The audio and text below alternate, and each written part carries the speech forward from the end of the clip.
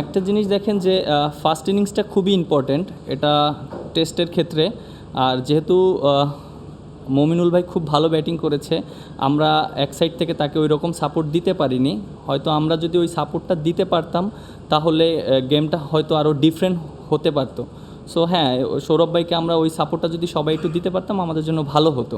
হ্যাঁ, আপনি দেখেন যে টেস্ট ক্রিকেটে কিন্তু সবসময় বিভিন্ন সিনারি দেখা যায়। আপনি দেখেন আজকে যে খেলাটা হয়েছে লুক লাইক টি-20-র মতনই হয়েছে, এবং তারা যে প্ল্যান করে এসেছে যে তারা জেতার জন্য এসেছে এরকম, যে তারা যেভাবে রান করেছে ফার্স্টের দিকে, মানে সবাই আপ টু বটম শেষ পর্যন্ত সবাই মানে রানের জন্য খেলেছে। সো আমরা ওইভাবে চেষ্টা করেছিলাম যে কীভাবে রানটা আটকানো যায়। হ্যাঁ, অবশ্যই তাদেরকে ক্রেডিট দিতে হবে, তারা তো নাম্বার 1 টিম রাইট নাও, এবং ভালোও করছে, এবং অনেক এক্সপিরিয়েন্স প্লেয়ার আছে, ওয়ার্ল্ড ক্লাস প্লেয়ার আছে। সো এটা অবশ্যই তাদের ক্রেডিট দিতে হবে। ও আচ্ছা, 3 ফরম্যাটে, হ্যাঁ এটা তো অবশ্যই দেখেন যে তারা তো শুধু এক ফরম্যাট না, 3 ফরম্যাটই ভালো করে, এবং তাদের যে খেলার কোয়ালিটি এবং সিচুয়েশন অনুযায়ী যেভাবে ক্রিকেট খেলে, সো এটা অবশ্যই একটা অপোনেন্ট টিমের জন্য অনেক সময় অনেক শেখা যায়, অনেক প্রেশার আসে, এবং আমরা কিভাবে ভালো করতে পারবো, আমাদের নিজেদের অনেক ইমপ্রুভমেন্ট করতে পারবো। দেখেন টেস্ট ক্রিকেটে কিন্তু সবই সম্ভব। আপনি দেখেন যে এখনও যে আমরা মনে করেন হেরে গিয়েছি এরকম কিন্তু না, আর আমরা কিন্তু এরকম অনেক ম্যাচ জিতেওছি, আবার অনেক ম্যাচ হয়েছে এরকম যে আমরা ভালো করেছি। সো এখন আমাদের জন্য একটা অপরচুনিটি আছে, আমাদের যারা আছে ব্যাটাররা উইকেটটা ভালো আছে, আমাদের জন্য চ্যালেঞ্জিং হবে। বাট আমার কাছে মনে হয় যে আমাদের যারা আছে, আমরা যদি উপর থেকে ভালো একটা পার্টনারশিপ দিতে পারি, একটা সেশন যদি আমরা ব্যাটসম্যানরা দায়িত্ব নিয়ে ব্যাটিং করতে পারি, এটা অবশ্যই আমাদের জন্য একটা ভালো পজিটিভ সাইন হবে। আর এখনও তো কালকের দিন আছে, সো এখনই আমরা প্ল্যান ওই রকম চিন্তা না করি। আপনি দেখেন যে যেটা আপনি বললেন যে তাড়াহুড়ো করেছি কিনা, আপনার end of the day cricket কিন্তু রানের খেলা, আপনি রান করতে হবে। এবং অনেক সময় হয় কি যে আপনি মিস্টেকটা ওইখানেই হয়, আপনি রান করতে গিয়ে আপনি সিলেকশন অফ দ্য বল এগুলো মিস্টেকটা হয়। কিন্তু আপনি দেখেন সৌরভ ভাইয়ের সিলেকশন অফ দ্য বলটা খুবই ভালো ছিল, এবং অনেক দিন পর ভালো একটা ইনিংস খেলেছে। এবং আমার কাছে মনে হয় যে ওনার যে টেম্পারমেন্ট এবং ওনার যে কমিটমেন্ট ছিল খুবই ভালো ছিল, এর জন্য উনি রান করতে পেরেছে। হ্যাঁ অবশ্যই, আপনি দেখেন যে যেটা আপনি বললেন যে রিভিউ ফার্স্টে আউটটা ছিল, বাট আমি শুনেছিলাম, আমি ক্যাপ্টেনকে বলেছিলাম যে হয়তো নিলে ভালো হবে, বাট কেউ এরকম বলারও সে নিজেও বুঝেনি, উইকেট কিপারও বুঝেনি, বাট এটা হতে পারে। আর সেকেন্ড থিং হলো যে যেভাবে ব্যাটিংটা স্টার্ট করেছে, মানে আসলেই যে ফার্স্ট বলই 6 মেরেছে টেস্ট ক্রিকেটে, এবং যেভাবে ব্যাটিং শুরু করেছিল, বাট আমার জন্য একটু চ্যালেঞ্জিং ছিল বোলিং করা। বাট আমি চেষ্টা করছি টি-20-র মুডে বোলিং করার জন্য। আর এবং যে বলটা আউট হয়েছে, যেহেতু আগের বলটা আমি এলবিডব্লিউর মানে আবেদন করে আম্পায়ার আউট দিয়েছে, পরের বলটা আমি চিন্তা করেছি টার্ন করার জন্য। সো আমি হয়তো ওই জায়গায় সাকসেস হয়েছি। না, যেভাবে আপনি দেখেন সিচুয়েশন যেভাবে ছিল, তারা যেভাবে এসেছে, তারা তো মানে রান করার জন্য এসেছে।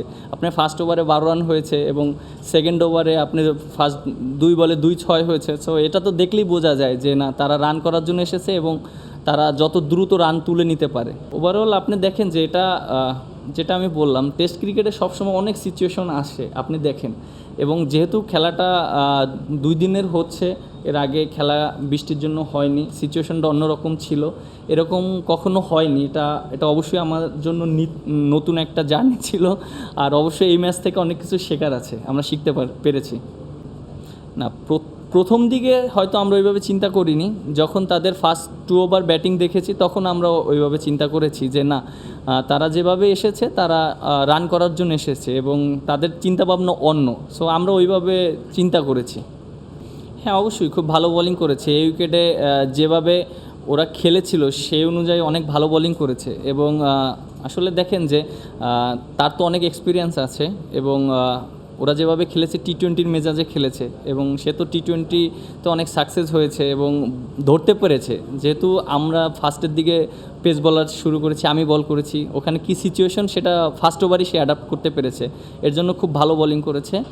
আর যেটা বললেন আরেকটা, আপনারা দলগতভাবে সাকিব আল হাসানকে কোথায় দেখতে চান? কারণ তো শেষ হয়ে যাবে আগামীকাল, ওনার হয়তো ঢাকায় টেস্ট খেলার ইচ্ছা পোষণ করে।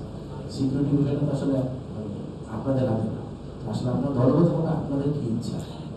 আপনি একটা জিনিস দেখেন, যেহেতু তার একটা স্বপ্নের কথা বলেছে এবং তার শেষটা দেশের মাটিতে হতে হতে মানে চেয়েছে সে।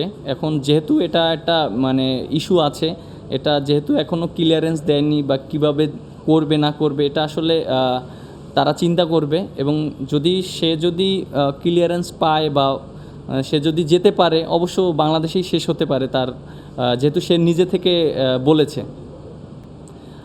আপনি দেখেন যে এখন তো সিচুয়েশনটা এমন একটা সিচুয়েশন আছে, আমাদের তো আগে নিজেদের সেফটা ইম্পর্ট্যান্ট।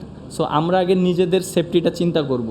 আমরা চেষ্টা করব যে আমরা যত সময় ব্যাটিং করতে পারি, এবং এটা আমাদের জন্য ভালো হবে, টিমের জন্য ভালো হবে।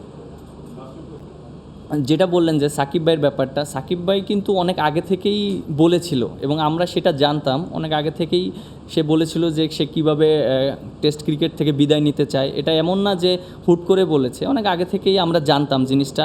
এখন সেটা একটা প্রসেসের ব্যাপার, সেটা টিম ম্যানেজমেন্টের সাথে কথা বলেছে এবং আমাদের প্লেয়ারদের সাথে সবার সাথে ডিসকাস হয়েছে এবং আমরা তাকে ওইভাবে গ্রহণ করেছি।